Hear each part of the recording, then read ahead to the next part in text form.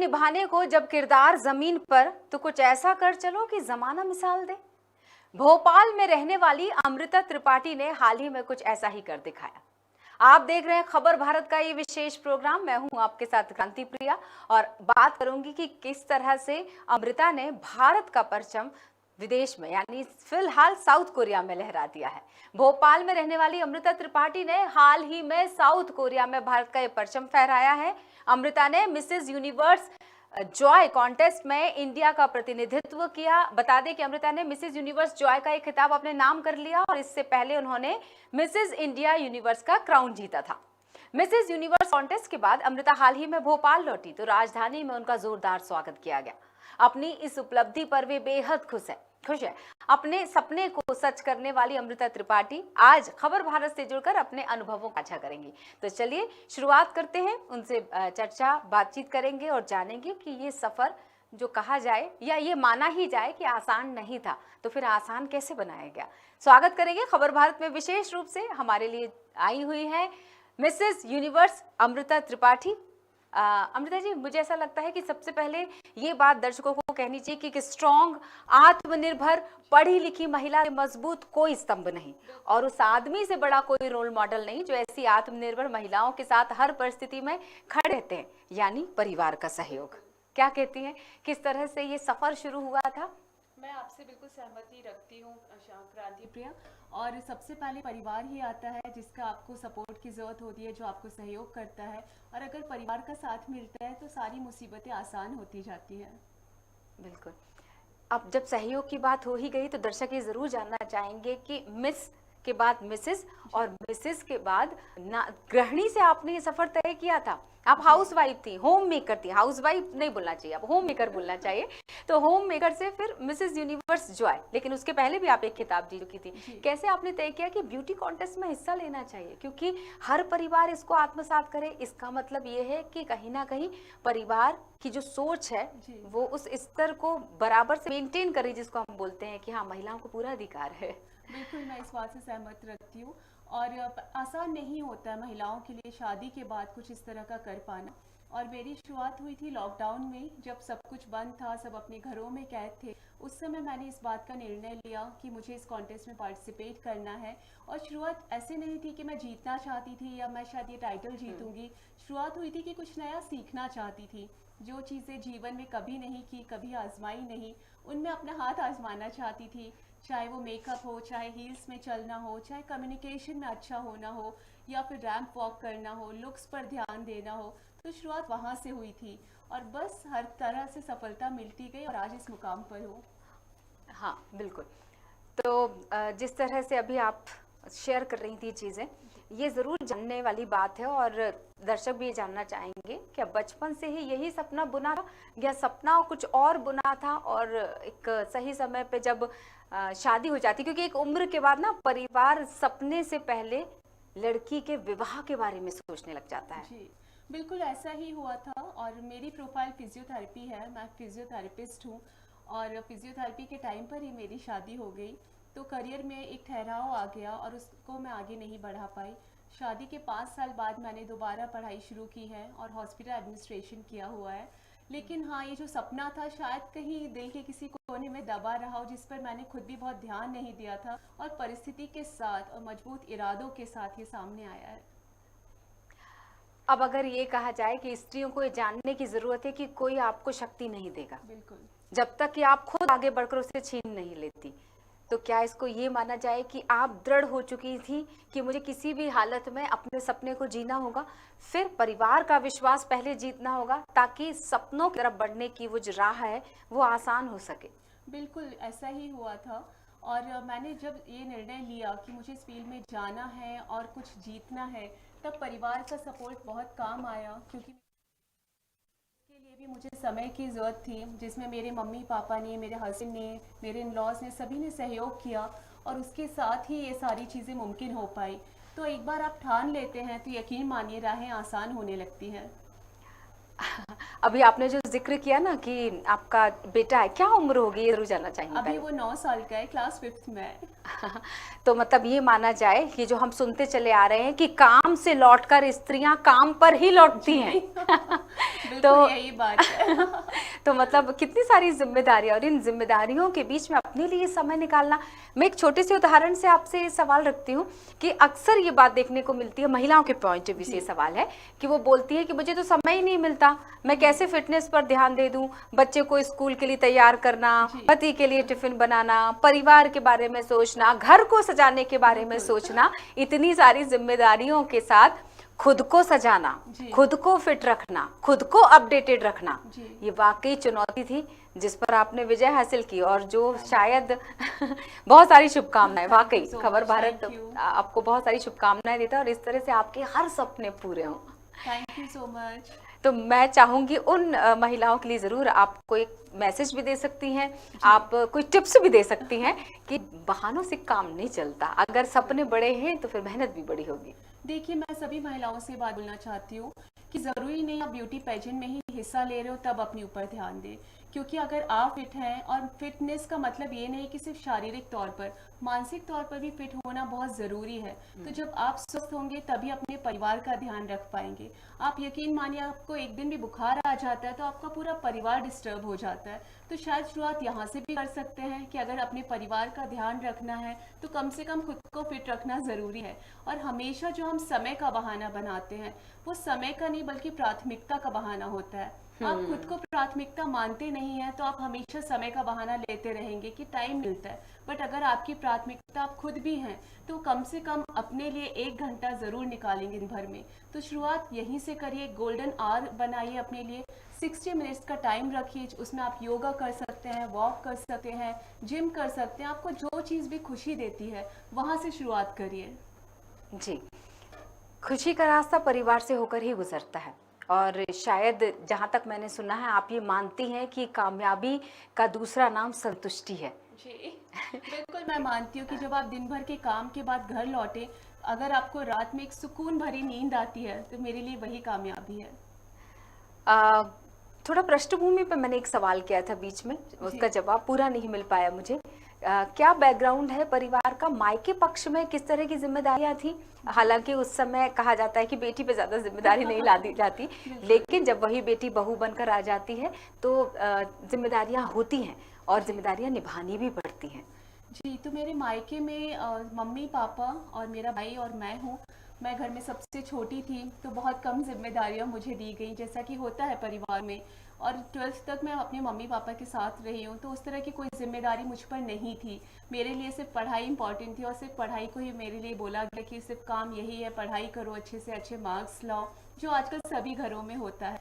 और उसके बाद मैं भोपाल आ गई फिजियोथेरेपी की पढ़ाई करने, और उसी दौरान शादी हुई। यहाँ पर मैं सबसे छोटी बहू हूँ अपने घर में, और उस तरह की अलग तरह का माहौल था, अलग तरह की चीज़ें थी, और उसमें घर परिवार में और उनकी जिम्मेदारियों में सब कुछ थोड़ा ठहर सा गया था, और दोबारा शुरुआत करना मुश्किल रहा, बट हमेशा नामुमकिन नहीं होता। तो बस आपका दृढ़ निश्चय है और आप कभी भी वापस लौट सकते हैं। बिल्कुल, डिपेंड करता है आपकी सोच पे। जैसा कि अभी आपने बहुत खूबसूरत बात कही कि मुश्किल हो सकता है, नामुमकिन नहीं हो सकता है, और जब ये ठान लिया कि नामुमकिन है ही नहीं तो फिर मेहनत को बढ़ा देना पड़ेगा। जी।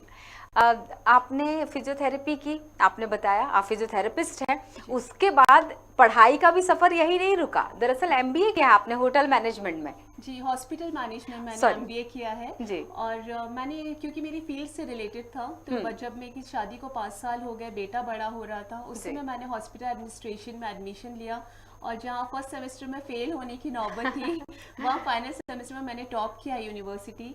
तो इस तरह से शुरुआत हुई और खुद पर विश्वास लौटा कि अभी भी अगर मैं मेहनत करती हूँ, दृढ़ निश्चय है, तो कोई भी मुकाम हासिल कर सकती हूँ। तो जो मैंने आज ये कॉम्पिटिशन जीता है, मैं यहाँ पर एक बात बोलना चाहूँगी, ये रातों रात नहीं होता। हर इसके पीछे बहुत मेहनत होती है, बहुत रातें आप जागते हो, बहुत सारी कठिनाई होती है, और उनसे गुजर कर आप इस किसी भी मुकाम पे पहुंचते हो।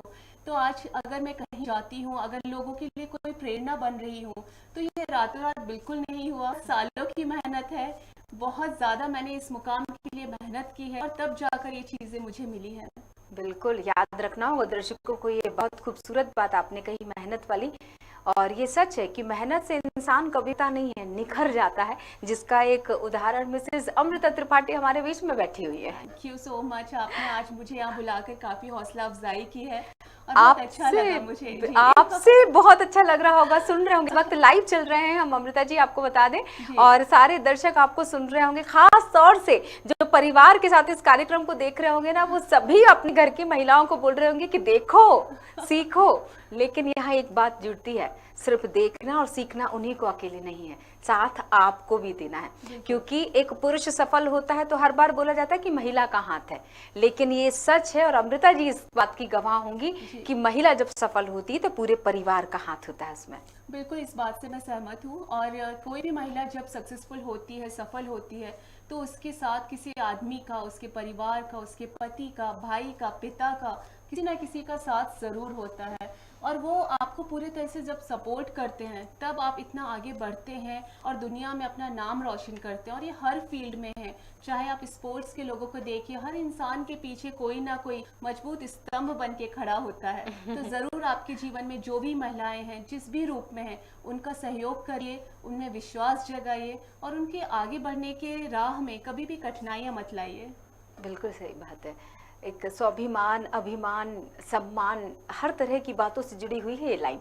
स्त्री एक ऐसी गुरु होती है जो शर्ट के टूटे बटन से लेकर व्यक्ति के टूटे हुए आत्मविश्वास तक को जोड़ने की कला जानती है। बहुत अच्छा बोला आपने, ये मुझे बहुत अच्छा लगा और एकदम सटीक बात बोली है। कैसे दिल जीता कि विश्वास इतना प्रगाढ़ हो गया परिवार के अंदर, क्योंकि जब आप नए सदस्य के रूप में जाते हैं परिवार में, आपने कम वक्त में इतना अपने आप को स्थापित कर दिया, छोटी बहू हैं जबकि आप, कि उनको ये समझ में आ गया कि नहीं, सबको मिलकर आपका साथ देना होगा। इनिशियली मैं कुछ चुनौतियों के बारे में अगर आपसे जानना चाहूँ, परिवार में भी हो सकती है और परिवार के बाहर, क्योंकि सबसे ज्यादा तकलीफ कब होती है लोगों को, जब दूसरा खुश होता है। देखिए, बिल्कुल सही बात, और ये अभी तक चल रहा है, तो जरूरी नहीं है कि सभी लोग मेरी सफलता से खुश हो रहे हों। उन्होंने क्योंकि कभी इस तरह से मुझे देखा नहीं, कभी मेरे बारे में सोचा नहीं, तो बहुत से लोगों को हो सकता है कुछ तकलीफ जरूर हो रही होगी। लेकिन जब आप अपनी मेहनत को इस किसी अंजाम तक पहुंचाते हैं, तो ये छोटी छोटी चीजें मायने नहीं रखती। मायने रखते जब आपका परिवार, आपको प्यार करने वाले लोग खुश होते हैं और आपकी कामयाबी का जश्न मनाते हैं। तो शुरुआत बिल्कुल मुश्किल थी, जैसा मैंने आपको बताया, मैं घर की सबसे छोटी बेटी थी, घर के कामों में उस तरह से निपुण नहीं थी, कभी इस तरह से काम नहीं किए, क्योंकि मैं 12th के बाद से ही घर के बाहर रह रही हूँ।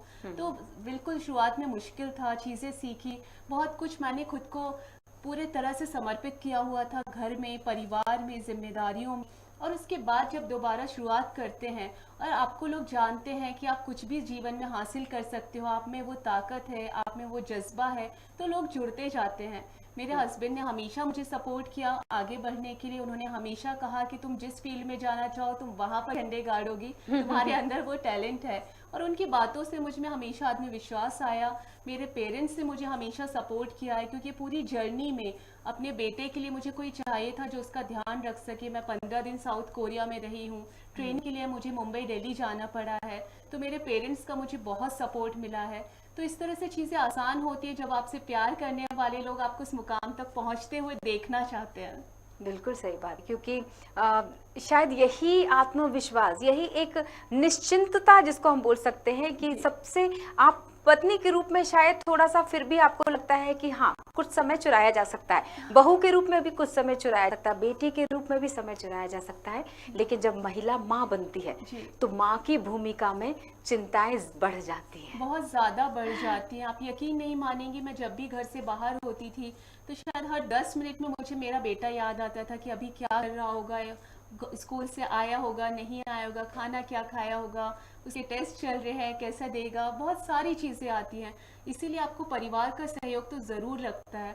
और ये बात मैं अपने हर इंटरव्यू में बोलती हूँ जहाँ मुझे बोलने का मौका मिलता है, कि अगर कोई महिला अपने सपने पूरे करना चाहती है, कहीं पहुँचना चाहती है, तो उसके जीवन में जो भी हैं, उसके पति हैं, ससुराल वाले हैं, मायके वाले हैं, उसको ज़रूर सहयोग दीजिए। आप नहीं जानते वो कहाँ तक पहुँच सकती हैं, उनकी उड़ान कितनी आगे तक जाएगी, और एक दिन आपको खुद उनके ऊपर गर्व होगा। जितना हो सके उनको ज़रूर सपोर्ट करिए, सहयोग दीजिए। परिवार की प्रतिक्रिया के बारे में तो मैं बाद में बात करूंगी, सबसे पहले ये जानना चाहूंगी कि बेटे की प्रतिक्रिया क्या थी जब आप क्राउन के साथ लौटी। मेरा बेटा बहुत खुश था और वो खुद वहां पर आया था, मेरे हस्बैंड और मेरा बेटा साउथ कोरिया आए थे। अच्छा। और जी सो वीज़ा बहुत लास्ट मोमेंट पर हुआ, वीज़ा बंद थे कोरिया के, तो जी। हमारा तो ऑलरेडी थी चीज़ें। फैमिली का वीज़ा होना बहुत मुश्किल था। तो इसको जब वो वाह। वहां पर था, मेरे लिए रूटिंग कर रहा था, मेरे लिए चेयर कर रहा था, तो वो बहुत ही अविस्मरणीय पल होता है। आपके फैमिली वहां पर है, आप बेटा जो आपकी इंस्पिरेशन है, वहां से आपने शुरुआत की है जीवन दोबारा जीने की, वो आपके सामने बैठा है। तो बहुत खुशी मिली थी उस क्षण में मुझे। बिल्कुल, मतलब पेरेंट्स डे में आप जब जाते थे वो वाला पल, और जब बच्चा एक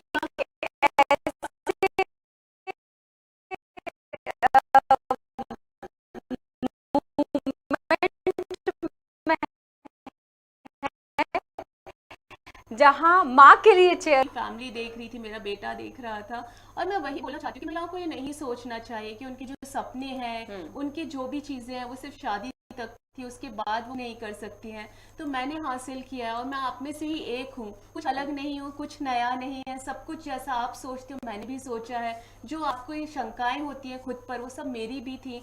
बट जब आप उससे आगे निकलते हो, जब मेहनत करते हो, और हमारी तो खैर गीता में लिखा है, कृष्ण भगवान ने कहा है कि कर्म करो, फल की इच्छा मत करो। तो मैंने सिर्फ वही सोचा कि मुझे क्या करना है, उस पर ध्यान दूं।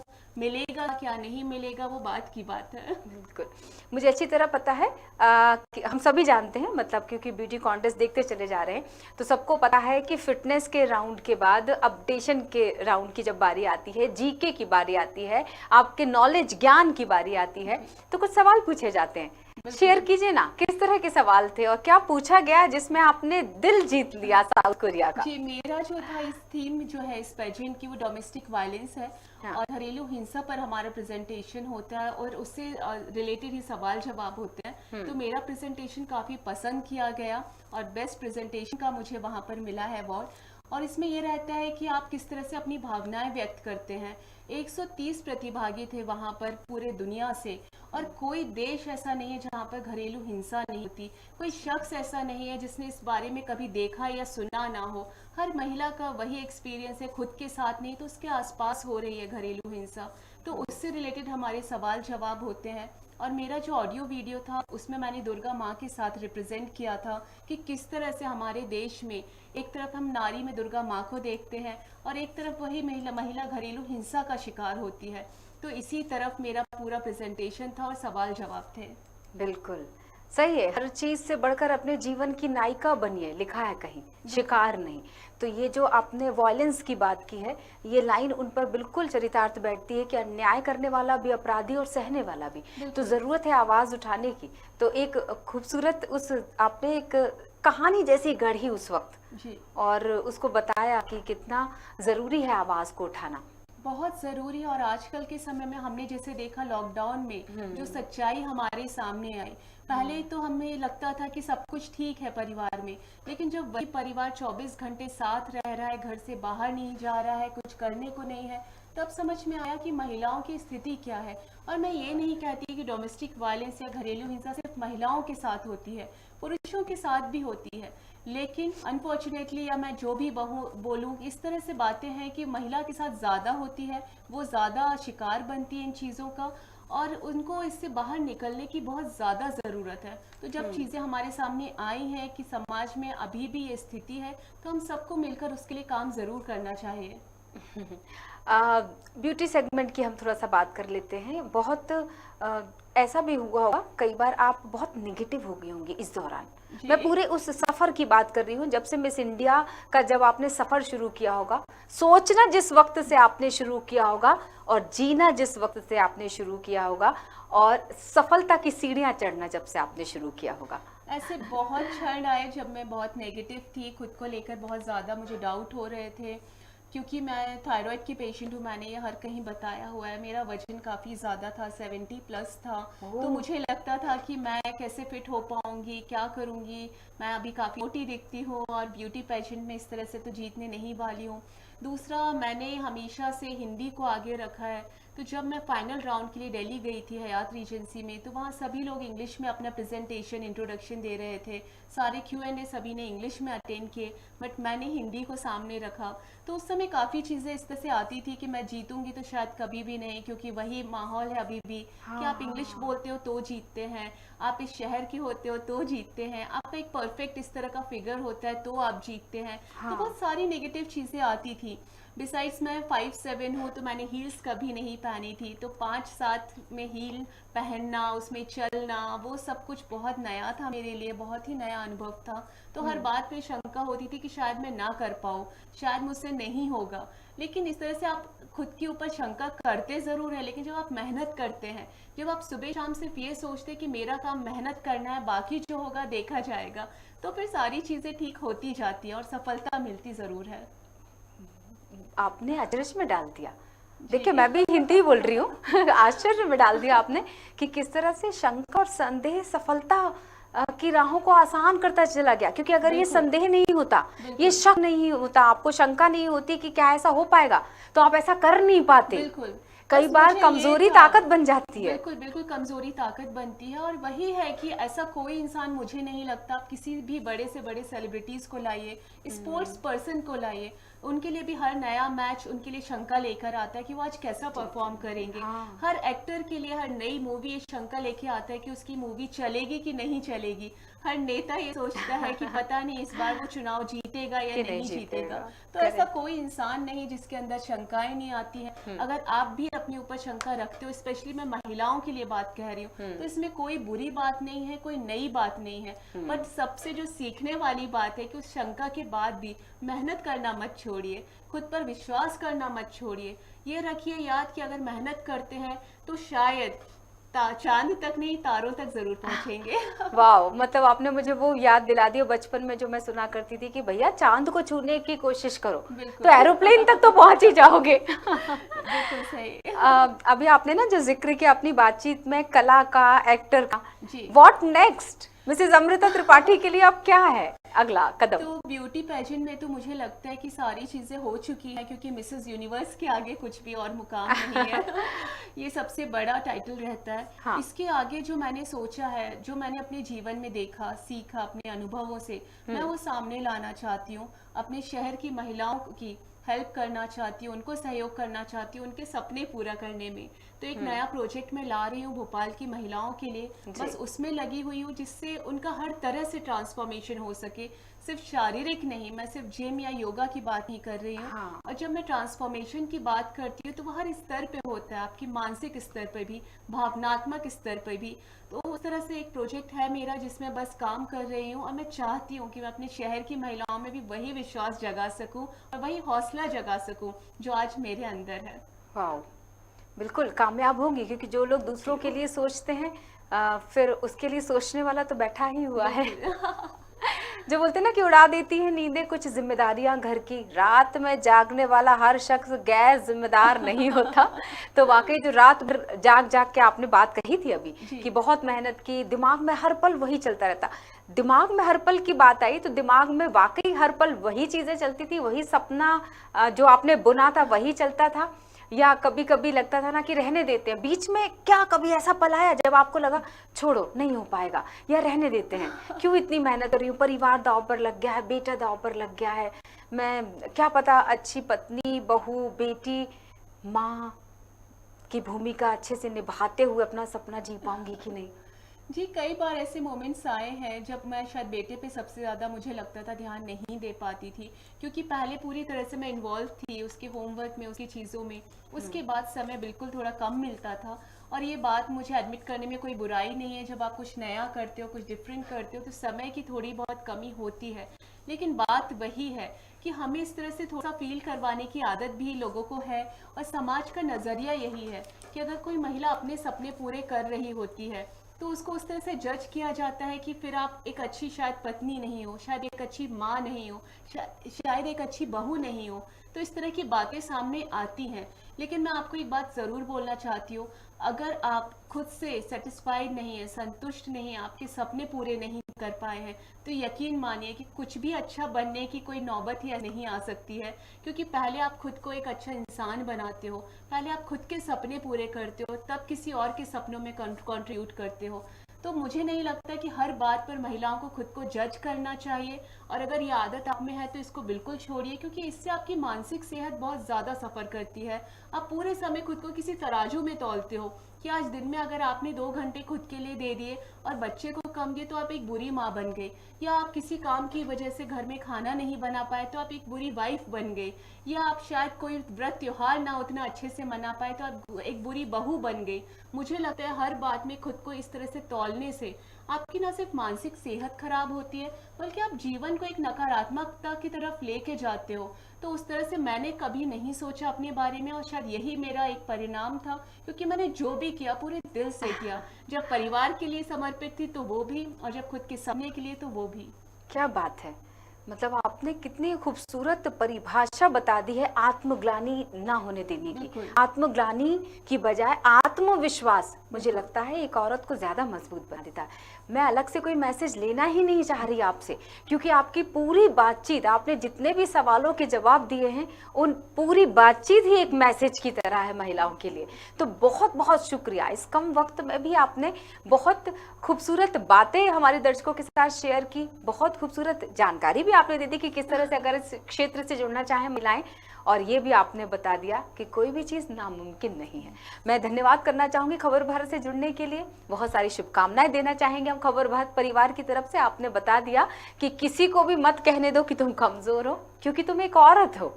बहुत बहुत शुक्रिया जुड़ने के लिए। बहुत बहुत धन्यवाद। तो हमारे साथ जुड़ी हुई थी मिसेस अमृता त्रिपाठी। याद रखिए कि नारी प्रीत में राधा बने, गृहस्थी में बने जानकी, और काली बन के शीश काटे जब बात हो सम्मान की। फिलहाल के लिए इस विशेष प्रस्तुति में इतना ही। जुड़े रहिए खबर भारत के साथ। नमस्कार।